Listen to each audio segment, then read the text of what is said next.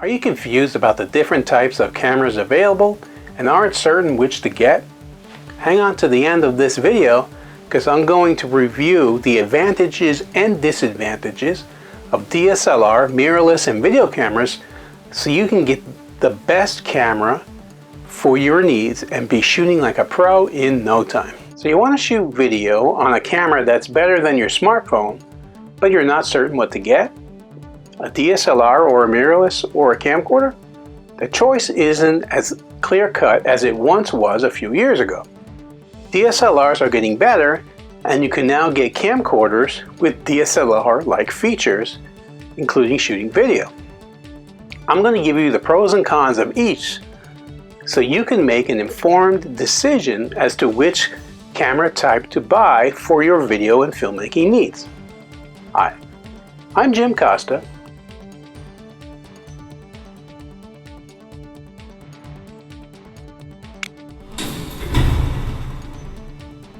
I'm a videography, photography, and technology guru, and I've created many other videos on improving your photography, your videography, filmmaking, video editing, audio recording, and technology skills. And I'll link to those in the description below and both during and at the end of this video, so stay tuned. If you want to learn more, remember to subscribe to my channel and hit that bell to be notified when I upload new videos. I upload every week, and I'll be uploading many more explanations of film, video, photo, editing, and technology topics. Stay tuned to the end to find out how to get my free DSLR and mirrorless camera cheat sheet that'll have you shooting awesome images and videos with any camera you choose. DSLR and mirrorless cameras are great for the film look. Camcorders are easy to use and better for news and events. And cinema cameras combine the best features of both. But what's the difference between the camera types? The camcorder is designed specifically for shooting video. Most of them have built-in zoom lenses and tilt and swivel screens. More expensive pro camcorders have a good built-in microphone and also professional XLR audio inputs. They're not great for still photography. A DSLR is mainly designed for still photography. It takes interchangeable lenses.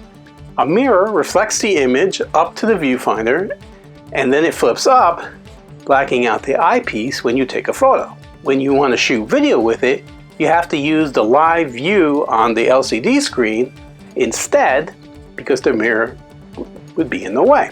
A mirrorless camera is like a DSLR. You can swap lenses, but it doesn't have a mirror. You can view the image on the main live view screen or an electronic eye-level viewfinder if it has one. They're usually smaller and lighter than DSLRs because it doesn't have the mirror inside. So why would you shoot video on a camera designed for stills? Most camcorders have quite small sensors and fixed zoom lenses. These small sensors aren't particularly great in low light, which can give DSLRs, which generally have much bigger sensors, a bigger advantage. Big sensors have much shallower depth of field, so at the same aperture, less of the shot is in focus. That looks more cinematic, like the films you see in the movies rather than video. You can make the most of it by using wide aperture prime lenses or non-zooming lenses. You can even pull focus, which is changing the focus from one part of the image to another as you film. If DSLR video looks so great, why doesn't everybody do it? DSLRs and mirrorless cameras aren't cheap. You can get a Canon, Sony, or Panasonic HD camcorder for less than $250 now that will do the job recording video on a budget. But you'll need to spend around $500 minimum on the cheapest new video-capable DSLR. Mirrorless cameras are even more. Many DSLR and mirrorless cameras don't have headphone jacks, so you can't monitor the sound, and some can't record good audio even with a separate external microphone.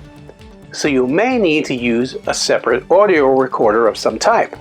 Whereas video cameras are great at recording audio by comparison because they're built for that.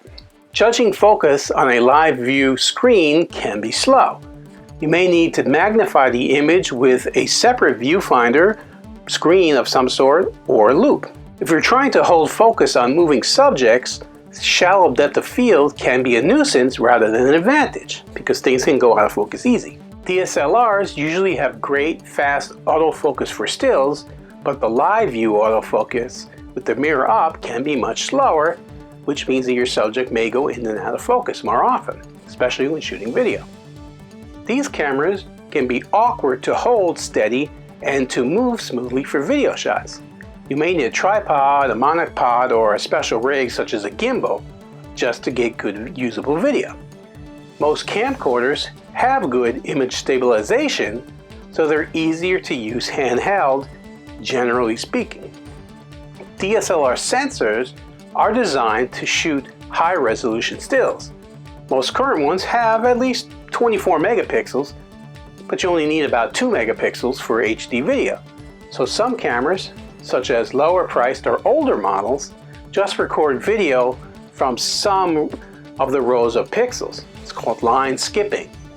And this can cause a distracting interference pattern called moire or lasing in your image, making it look kind of like there's lines going through it. Most DSLR video isn't recorded from the whole sensor at once. Instead, it scans down the sensor, and this can cause a sort of rolling shutter distortion when you move the camera sideways or use it handheld. DSLRs, and to a lesser extent mirrorless cameras, are bigger than equivalent camcorders generally, and you usually need accessories to get good results. But with camcorders, you can just pick them up and start shooting. Many have such good image stabilization that you don't really need a tripod. DSLR and mirrorless makers, particularly Panasonic, have started taking video as a series feature rather than just an add-on. Panasonic's mirrorless camera line has a whole raft of pro video features, including an optional XLR audio module, and can produce broadcast quality video in up to 4K resolution. Soon it'll be 8K resolution. If you're wondering what I shoot on, the answer is it depends on what I'm shooting and what the needs of my client are. I love the shallow focus and great quality images I get from the DSLR when I'm shooting, but when I'm shooting events, I find semi-professional camcorders much easier and quicker to use. For events such as news gathering, camcorders are better. Audio is easier and they're easier to pick up and start shooting. And by the time you've stopped down the lens on a DSLR to give you enough depth of field for a fast-moving scene, there sometimes isn't that much difference in the low-light performance between a DSLR and a camcorder. Some pro and semi-pro camcorders have large 1-inch sensors, which are good enough for low-light shooting in most circumstances, and give scope for some creativity with the depth of field.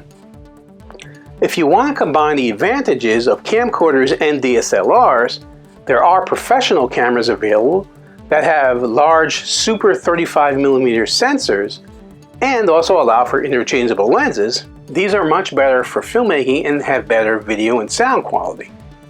Now, if this is making sense to you, but I got it in the comment section below.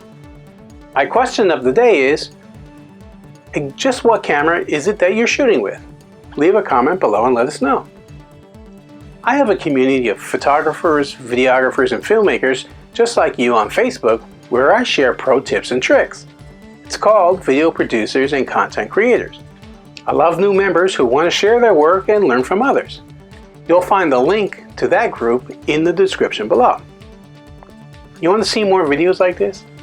Follow my YouTube channel, Jim Costa Films, for more. Think what you saw was great? Like it. Do you have an opinion? Comment below. Do you know someone who could benefit from the info I provided? Please share the video. Do you want to learn even more? If so, then connect with Jim Costa Films on social media and online on Facebook, Instagram, Twitter, and the web. I currently have nearly 4,300 videos on my YouTube channel, Jim Costa Films, so feel free to check out many of my other videos for great tips and suggestions. I've created an absolutely free cheat sheet for you on all the best camera settings for your DSLR, mirrorless, and video camera that will show you the settings that will allow your photos and videos to compete with the pros, so you can put the tips in this video into practice. The link to get that cheat sheet is just below in the video description.